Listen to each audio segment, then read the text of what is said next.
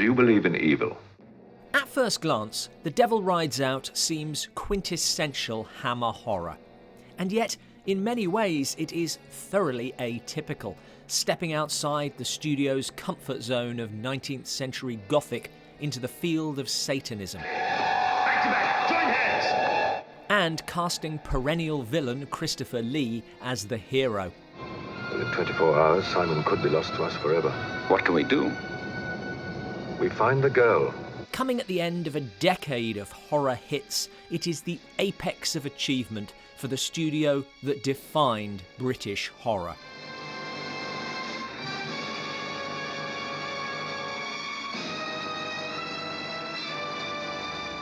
If The Devil Rides Out is Hammer's triumph, it is also that of its director, Terrance Fisher.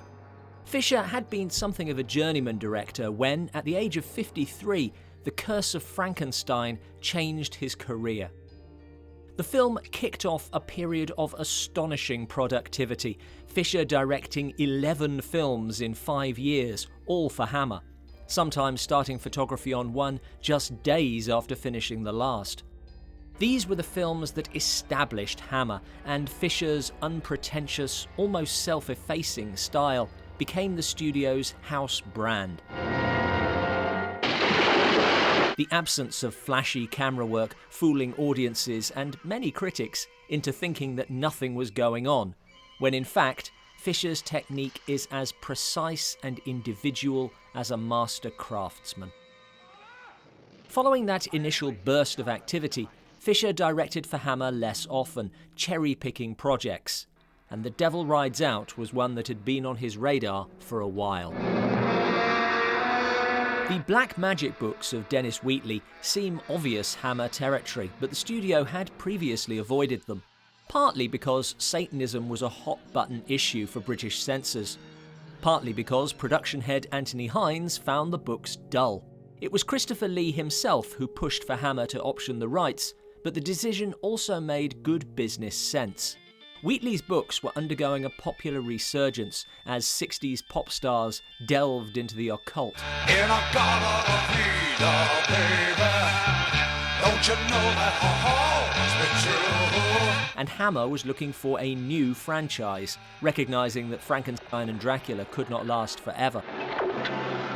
The rights belonged to Michael Stainer Hutchins and Peter Dorr, who had bought them speculatively from Wheatley simply because they were fans. Fantastic. Keen to stay involved, they served as associate producers, and Stainer Hutchins took charge of the film's special effects. After a first script by John Hunter was deemed too English, Hammer turned to Richard Matheson. The author of I Am Legend was already a cult figure who had scripted adaptations of his own work as well as 4 of Roger Corman's Edgar Allan Poe films. He had worked for Hammer before on 1965's Fanatic, and his hiring shows the studio pushing the boat out.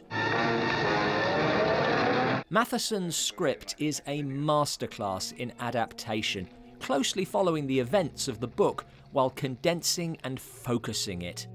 In Wheatley's novel, a Satanist cult is attempting to start a Second World War, a plotline that was very relevant in 1934 when the book was published, but problematic in 1968 because it would look as if they had succeeded. Almighty and all-powerful set. But by jettisoning this storyline to focus on the rescue of Simon Aron, Matheson also made the film more empathetic.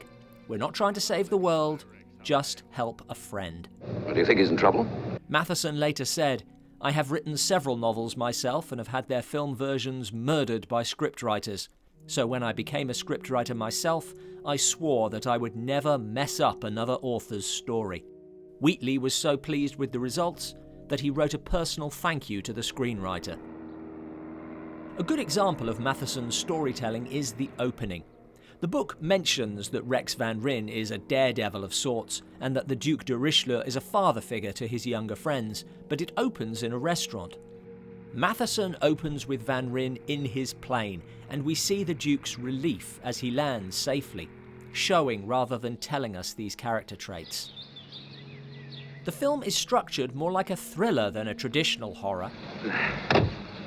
Where's Simon? From the moment he is met at the airport by Christopher Lee's Duc de Richleau, Rex Van Ryn is embroiled in a fast-moving mystery. There is a strong sense of something wrong, without immediately establishing what.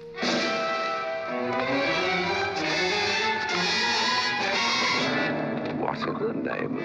As de Richleau never stops to fully explain, drip-feeding information as necessary. Simon here is playing the most dangerous game known to mankind. The film's first half is a breathless cascade of events. Kidnapping, car chases, magical assassination, a near-death experience with an infernal spirit. Don't look at the eyes, Rex. Culminating in a daring rescue from a satanic orgy presided over by the devil himself. The Goat of Mendes. The devil himself. Played by Christopher Lee's stunt double Eddie Powell. The orgy scene was shot in thick mud following heavy rain, and assistant director Burt Batt said that had actual sex been permitted, not one of them could have enjoyed it.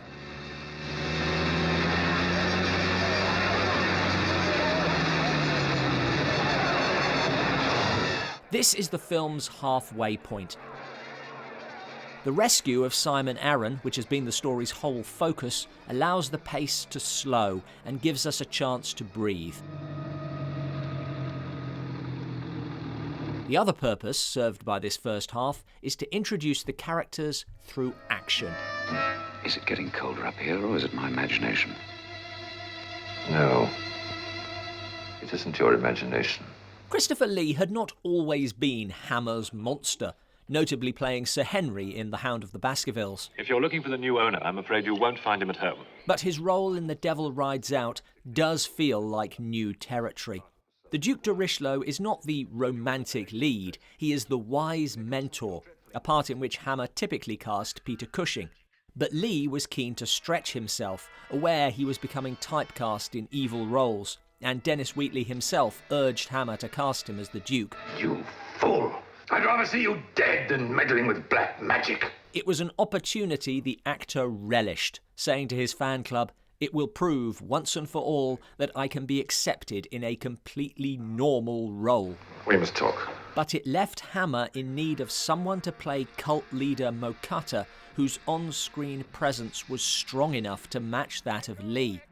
They initially considered Goldfinger actor Gert Frobe, but settled on a man who would go on to play a Bond villain.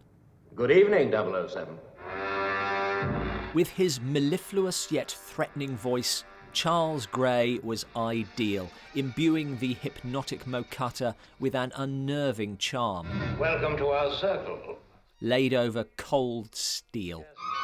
Listen, Tanith. Listen and obey. Car chases are rare in Hammer films, and this one establishes the power of Mocata. And that technology is useless against him. If our heroes are to prevail, they must meet this enemy on his own terms. Before me, Raphael. Behind me, Gabriel. An amateur occultist, de Richleau's knowledge of magical lore makes him the man of the hour. But he probably would have taken charge anyway because centuries of breeding have prepared him for it. I'm very interested in astronomy, and I'd like to have a look through your telescope, if I may. I'll only be 5 minutes. He is a typical Terrance Fisher hero, like Van Helsing and Sherlock Holmes before him. Hugely knowledgeable, largely sexless, and mature yet dynamic. My God. He's all right now, sir. But while those characters, both played by Peter Cushing, tend to explain things, de Richleau is more close-lipped. What do you want to look at this blasted telescope for? I don't. Lee's height, the fact that he was descended from nobility, and that he took the subject of Satanism very seriously, help to sell the aristocratic authority. I tell you, these people are devil worshippers. But it's his playing of the smaller moments that placed de Richleau amongst the actor's finest performances, whether in lighting his cigar or his casual delivery of this revealing line. Oh, may I borrow a car? Yes, take any of them. Thanks.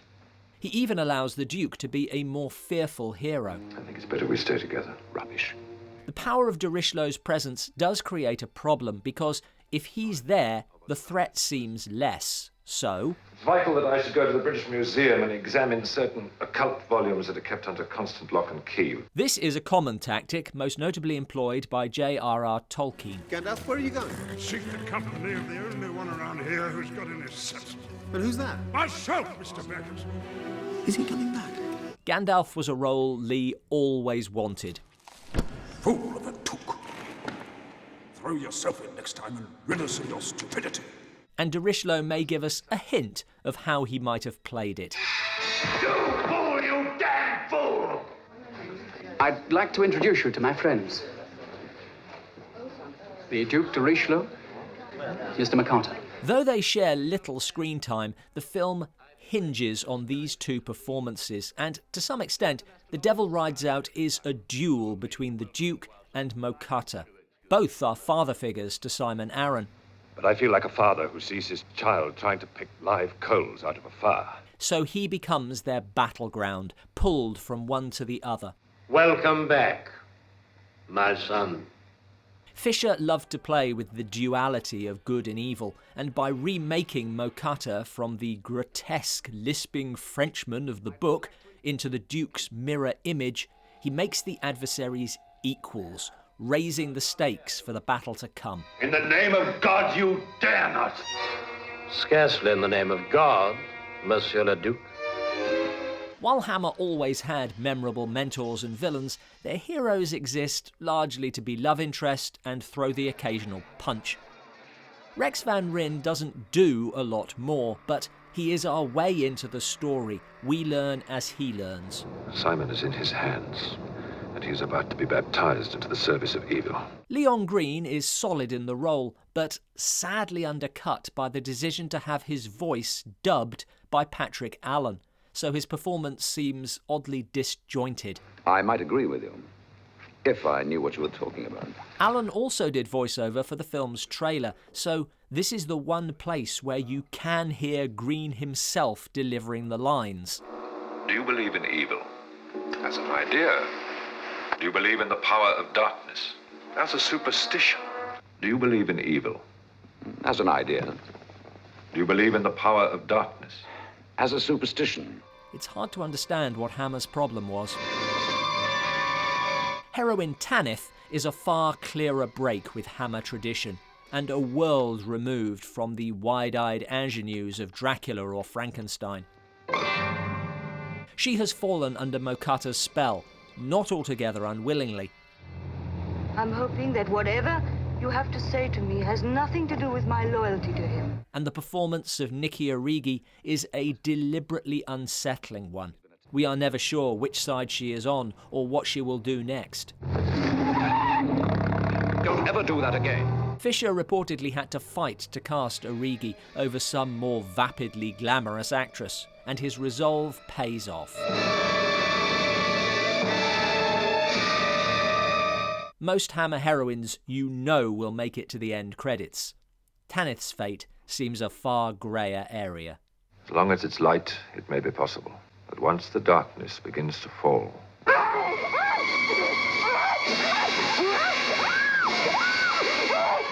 Uncle Rex! Hello, Peggy. Marie. Richard. Matheson also uses the midpoint breather to better establish Marie and Richard Eaton, played by Sarah Lawson and Paul Eddington. Uncle Nicholas, how can we help?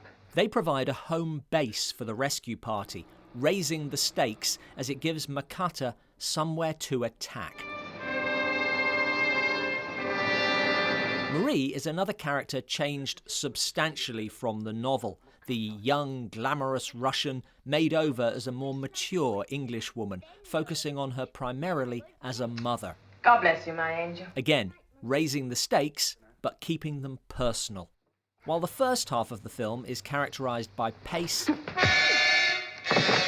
the second, the action gives way to something more sinister, and the avalanche of incident is replaced by 3 very different set pieces. You could argue that the first half is Matheson's, the script dictating, while the second belongs to Terrance Fisher. This is to be expected. It's all about the execution. Now, I've got to leave you all for a short while. With de Richleau absent on one of his Gandalf excursions, Mocata arrives to take back Simon and is met by Marie Eaton. Please forgive me, Mrs. Eaton, for calling without an introduction, but I'm here on an errand of goodwill. The resulting scene is the ultimate showcase of Fisher's directorial technique. I shan't intrude on you a moment longer than is necessary. In a balanced wide shot, the pair sit, Marie absently picking up her daughter's doll to remind us what is at stake here. They trade blows in similarly balanced medium shots. You realize that Tanith and Simon may be in considerable danger if they do not leave this house. On the contrary, they will be safe nowhere else. Until There's no more to be said. Please, hear me out. the power of Mocata reveals itself, and we realise he was always in control. I am a practitioner of some experience. Almost imperceptibly, the camera creeps towards Marie, moving faster as Mocata hypnotises her. As your mind now is succumbing to mine, your will is leaving you, slipping away. Most directors would have used a close-up of Mocata's eyes, but Fisher focuses on Marie, the one being hypnotised, letting his actor's voice do the rest. You cannot function in the least unless I say so. Now Marie is under Mocata's control, and Where is Simon? Marie is beaten. Upstairs. But there are others in the house, and again, Fisher uses his camera to illustrate Mocata's control and the extent of his power.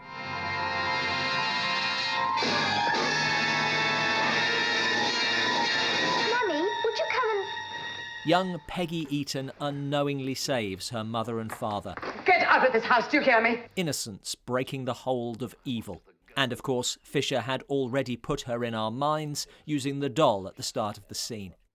Mocata retreats, but with this parting shot. I shall not be back, but something will.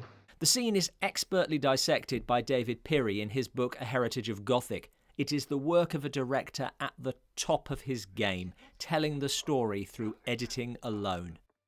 Mocata's next attack is the film's most famous scene. It begins. Come on. Faced with Hammer's usual budget and technical limitations, Fisher creates an unnerving atmosphere using camera, I'm not certain. lighting, and the music of James Bernard. As Mocata begins his assault. Taste it. No, don't touch it. Low key at first, Hey, what's going on in there? then more horrifying.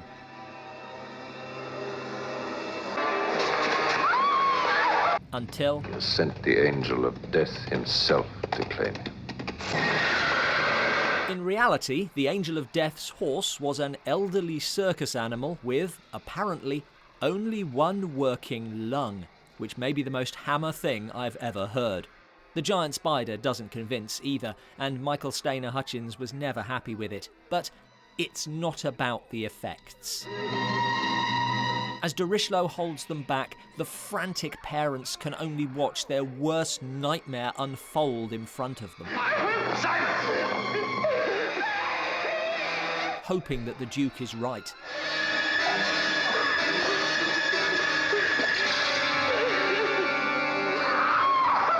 Fisher started in the industry as an editor and knew how to raise tension and direct an audience's focus. This isn't about what the characters are facing, it's about the characters themselves. Oriel Seraphim Eo Potesta Zati Zata Galatim Galata. The words of the Susama ritual are not in Wheatley's book, so Lee himself wrote it, based on his own research. Our heroes have survived the night, but the sequence has an unexpected sting. Miss Biddy, she's gone. If The Devil Rides Out has a weakness beyond its special effects, then it is the final confrontation, which does not match the intensity of the previous two set pieces.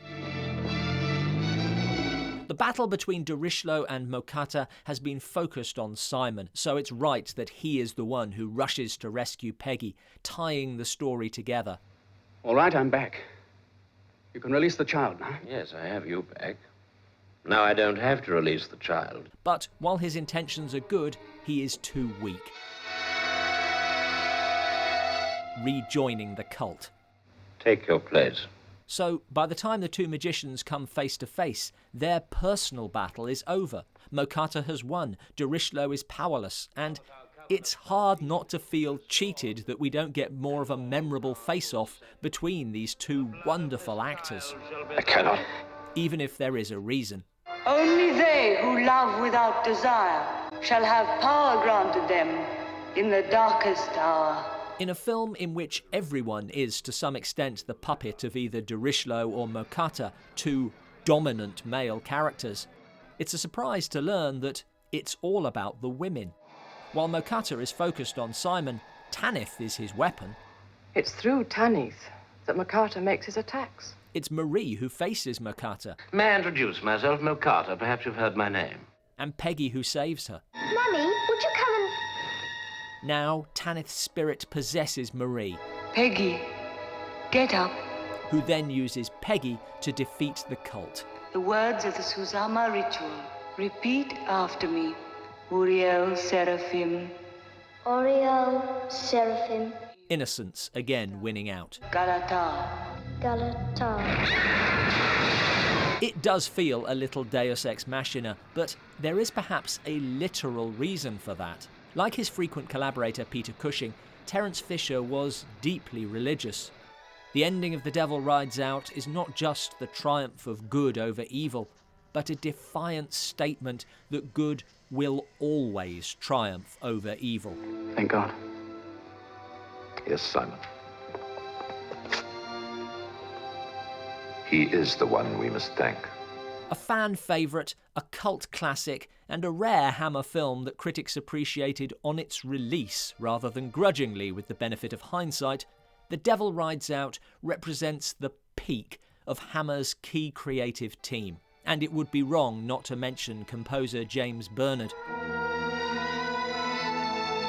who specified that part of the score should be played at his funeral, and set designer Bernard Robinson, described by Christopher Lee as the real star of Hammer films. But that word peak comes with the implication of subsequent decline. During production, a memo from Joseph Sugar, vice president of Hammer's US distributor, questioned the film's budget, saying that it seemed too much for a Western. The fact that their distributor did not know what the film was about should have been a warning. Then something must be wrong.